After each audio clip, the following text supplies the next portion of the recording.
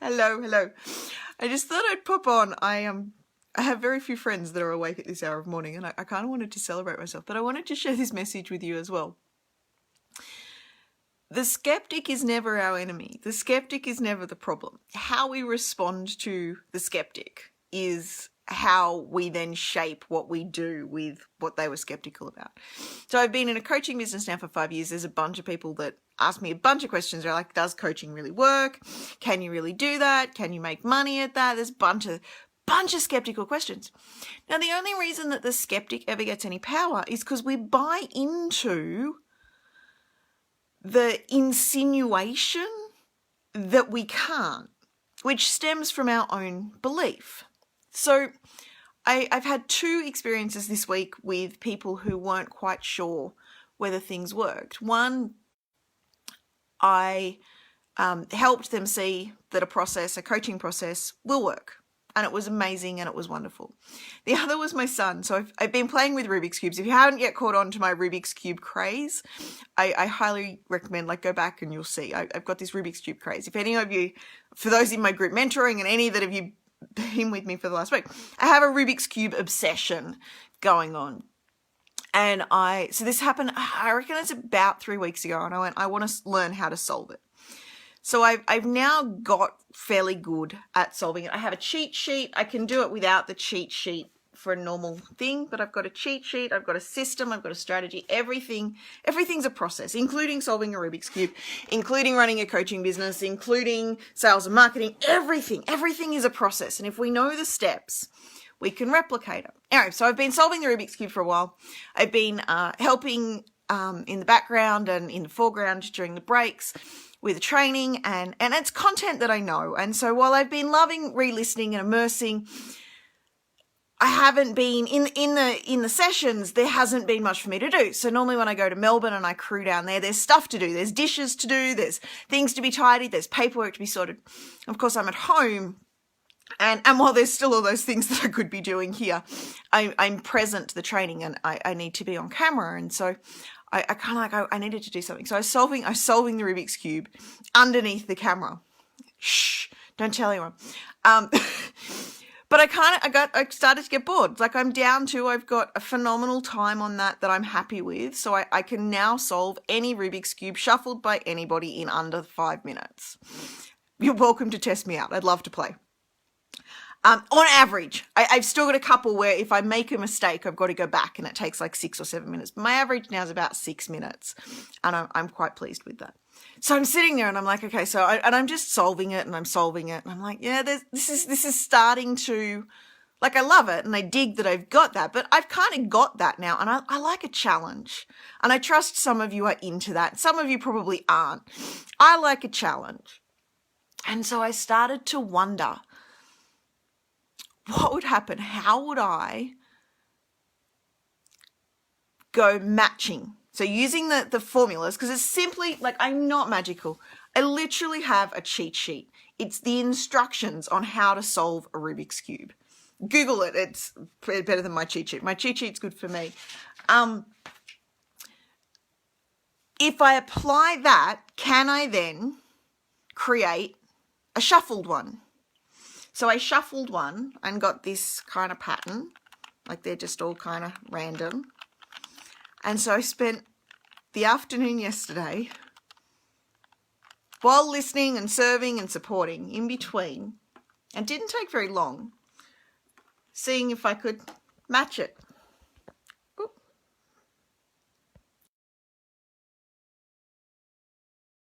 Seeing if I could match it. So we've got internet. Seeing if I could match it. So we've got those 2 sides matched. My internet's just not playing. All right, let's see if the internet will hold out. These 2 sides match. These 2 sides match. These 2 sides match. These 2, I think we did those 2. The tops and the bottoms.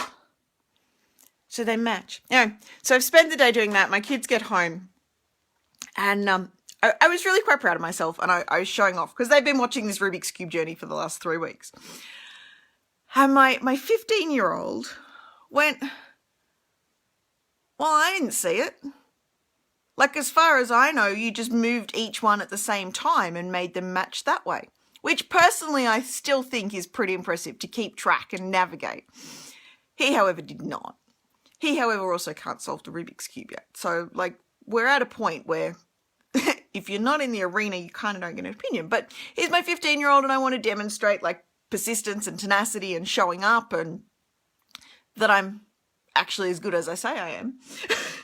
And so he picked up one of the other. So I have 5 Rubik's Cubes, just as a side note, because I don't do things by halves. If I do something, I'm all in. Buy them all, just all the Rubik's Cubes. So he shuffles this one and hands me another one. And so I then spent last night making another one. And then I've spent this morning, turn the camera around, making another one. So I now have 4. They're on different sides, but they do. There we go. Blue, blue. 4 Rubik's Cubes solved to the not solved. So how does this relate to the critic? Now, my instant response, so he challenged me. He's like, bet you can't do it again. He didn't quite say it like that. That was the attitude I interpreted. I don't know if that's what he meant. It's the attitude I interpreted.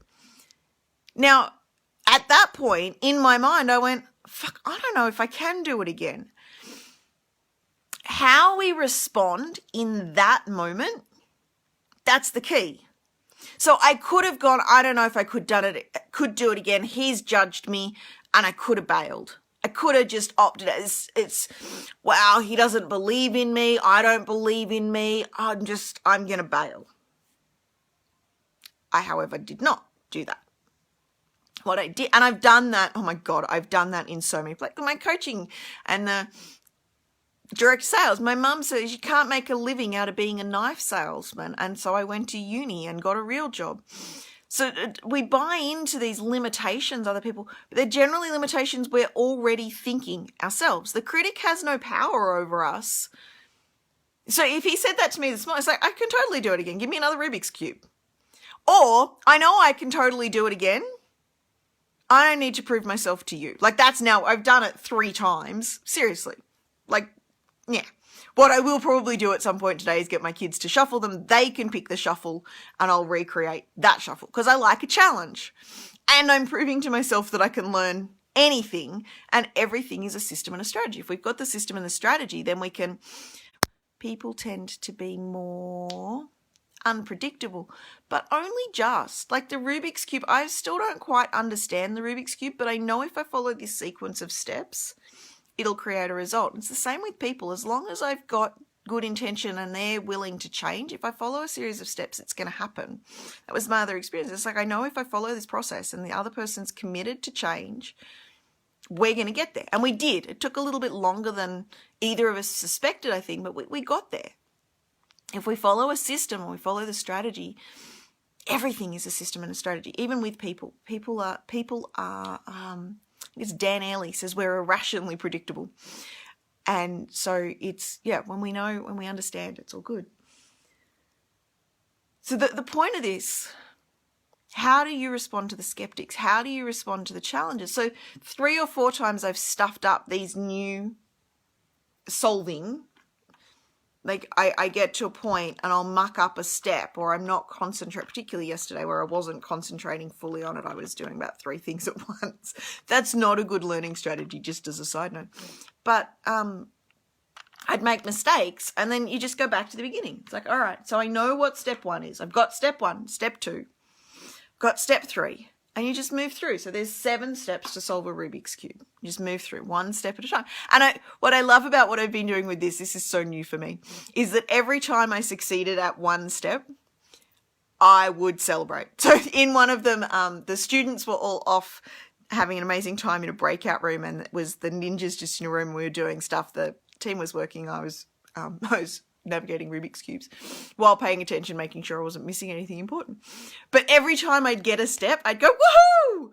And I was muted, but beautiful Leisha had seen me. She's like, you just got another one. And this celebration, I think that celebration of the tiniest steps. Don't wait till you've solved the Rubik's Cube. Get the first step. consistently. That's why I have 5, because I learned how to do one step at a time. I do 5 Rubik's Cubes worth of a step each time just to build it into my memory. I think I'll probably go back to that this week just to up my time. Like I'm now looking to break the 2-minute mark. I love it and I dig it. But I hope what you take from this. There's probably two things, and I'd love to know in the comments if you're watching the replay what you're getting from this. There's probably 2 things in this. One is we can learn anything as long as we learn the strategy and the steps from the people who have got success. Everything is a skill. Everything is a strategy. We just need to learn the steps and break it down. So solving a Rubik's Cube is a big task. There are 7 steps to solve the Rubik's Cube. So if you start thinking about sales or marketing or coaching or business, they're big. They're whole Rubik's Cubes. Pick one step. Get really good at that. So in sales, I have a strategy. I have like a sequence of steps that empowers people to make the decision. So either a buying decision or a no thank you decision. And it's BUYING. 6 steps. But you got to get good at each step, one at a time, and then you build on it. So you get good at the B, you get good at the U, you get good at the Y, you get good at the I, you get good at the N, you get good at the G. And the reason it's an acronym is it's easy to remember. The same with marketing, so I can't count.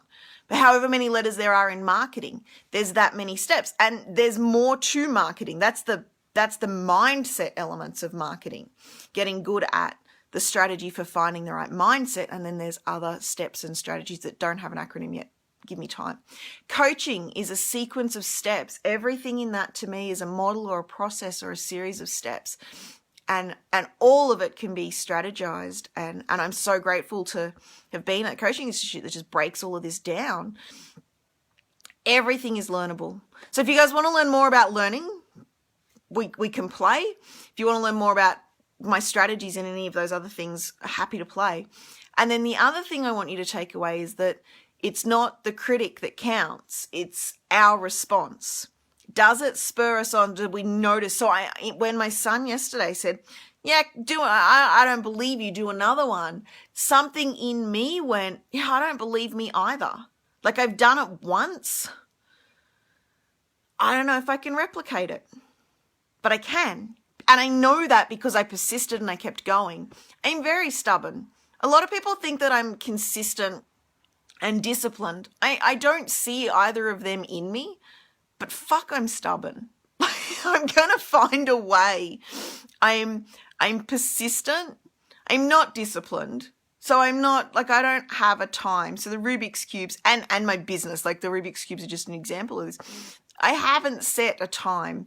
I'm not consistent. Like one day I'll do 4 hours of Rubik's Cubing straight while I binge watch Suits.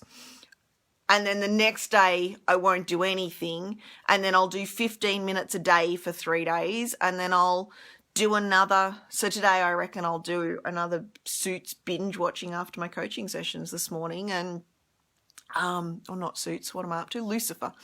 And I'll do Rubik's Cube practicing. But I'm not consistent and I'm not disciplined. Like I wrote down, like, let's do 15 minutes a day, and I'm not. But I'm fucking stubborn. Like, you put a challenge in front of me, I'm gonna at some point, in my own time, in my own way, find a way to succeed at that. The same with sales and marketing and business and coaching and everything that I set my mind to.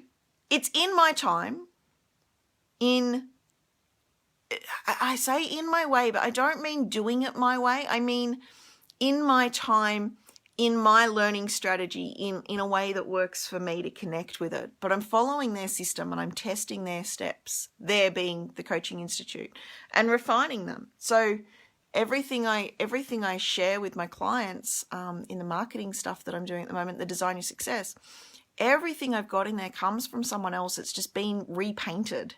Like I buy a bike and I refurbish it and make it pretty and add a basket. But the bike is still the same. The core of it's still the same because we don't need to reinvent the wheel. The Rubik's Cube, I didn't develop that structure. I Googled it and then made it my own in pictures because it works better for me to remember it. And then symbols, and then now it's just kind of in my mind, and in my hands. The repetition, the kinesthetic repetition, it's just muscle memory, and that anything we've got to do. So learning